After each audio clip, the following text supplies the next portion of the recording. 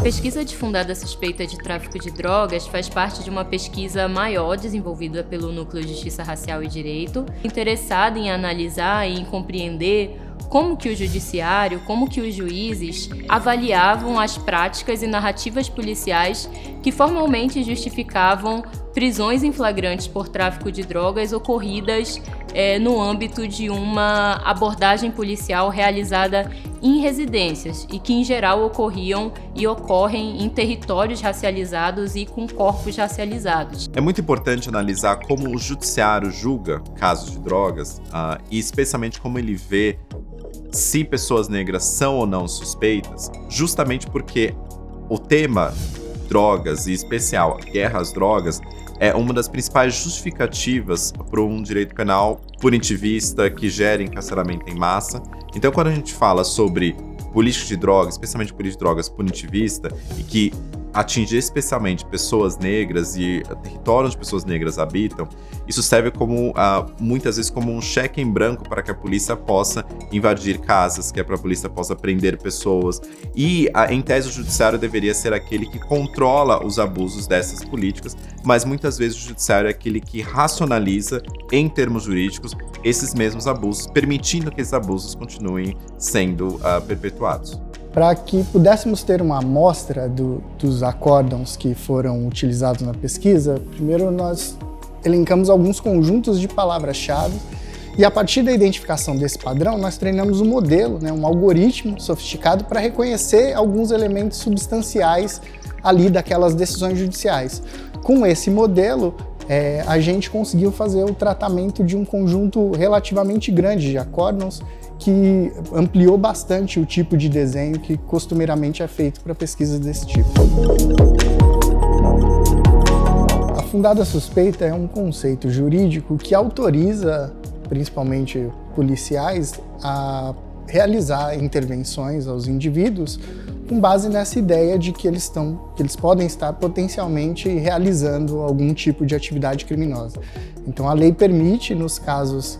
justamente nessa definição de fundada suspeita, que o policial possa agir sem a necessidade de mandado judicial a fim de evitar o cometimento ou impedir o cometimento de um crime que esteja em curso ou potencialmente sendo feito. Uma das grandes contribuições da pesquisa é justamente mostrar como esse conceito, que é o principal mobilizado aqui na pesquisa, que é o de fundada suspeita, como ele é completamente racializado dentro dessa dinâmica, já que o suspeito, o inimigo ou o potencial criminoso, em geral, está sempre dentro de um contexto específico, que é uma pessoa negra que vive numa região periférica por não ter tido as oportunidades devidas na vida. De acordo com a Constituição brasileira, o domicílio é inviolável, ou seja, ninguém pode entrar em um domicílio sem autorização do dono, salvo em algumas situações muito específicas, por exemplo,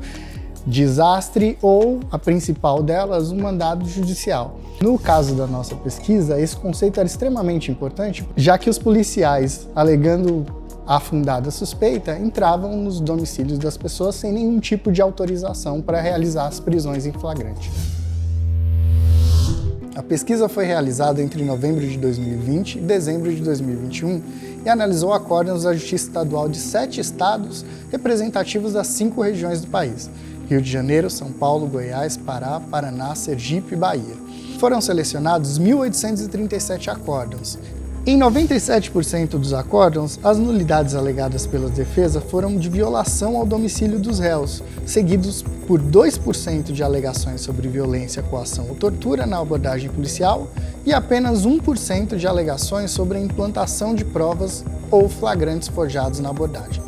Em 98% dos casos, os juízes rejeitaram os pedidos de nulidade da defesa e em apenas 2% dos casos as nulidades foram acolhidas. 96% das decisões proferidas pela primeira instância da Justiça foram condenações e apenas 4% foram absolvições.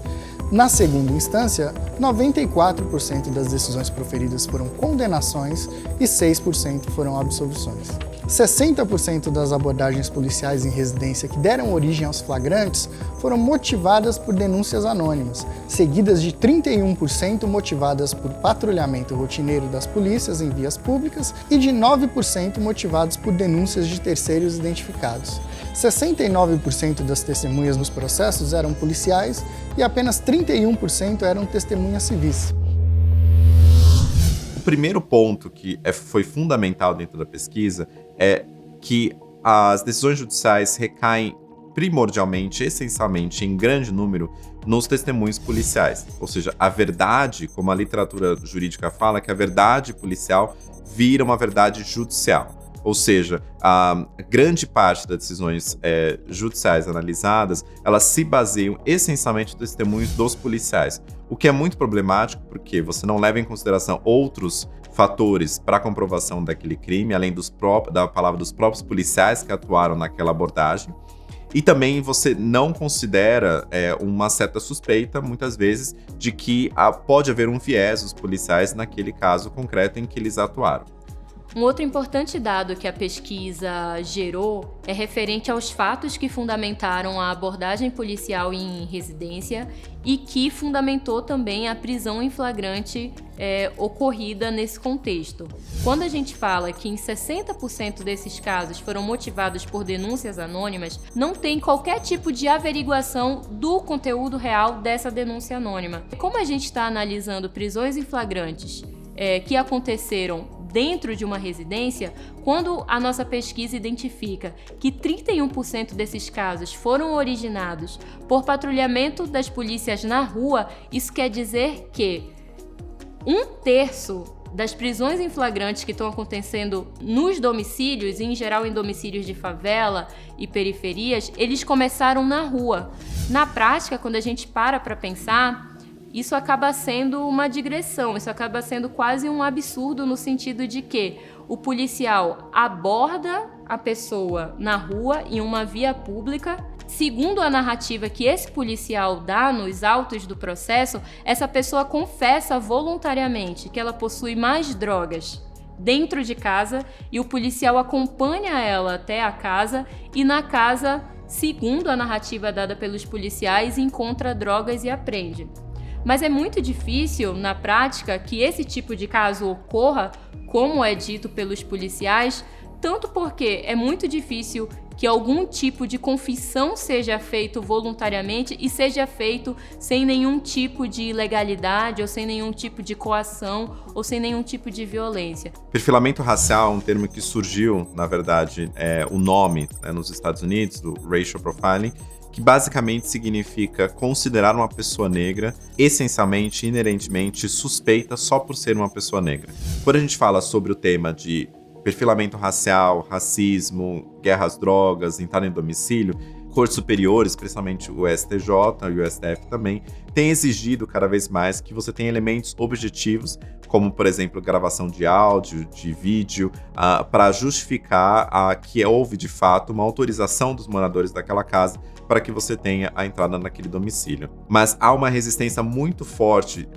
contra as tendências das cortes superiores, tanto por parte dos próprios juízes de instâncias inferiores, quanto também pela própria polícia, porque justamente isso quebraria com o sistema que profundamente é baseado na palavra dos policiais e na vontade dos policiais para justificar uma acusação e, eventualmente, uma condenação no final.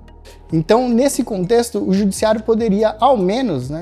contribuir na aplicação adequada da lei, o que já seria um grande avanço para que a gente pudesse combater esse racismo estrutural. Ou seja, uma aplicação da lei que fosse igual para todos, que é o principal pressuposto mais basilar do direito e que a gente não vê na prática. A justiça tem um papel fundamental em combater o racismo, especialmente quando ela, primeiro, tira esse véu de normalidade de operações policiais que discriminam recorrentemente. Isso significa que ela vai ser mais criteriosa com relação ao testemunho dos policiais, ela vai ser mais criteriosa com relação à inviolabilidade do domicílio, ela vai ser mais criteriosa com relação às justificativas objetivas para uma fundada suspeita e mais, que a polícia faça o seu trabalho de acordo com a legislação.